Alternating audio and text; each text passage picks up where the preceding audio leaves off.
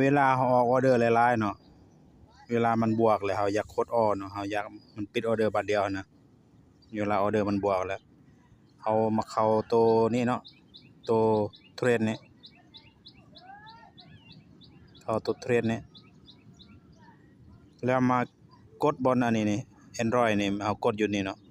กด3ขีดนี่เนาะกดโคดอ้อนี่มันสิโคดอ้อให้หมดเนาะ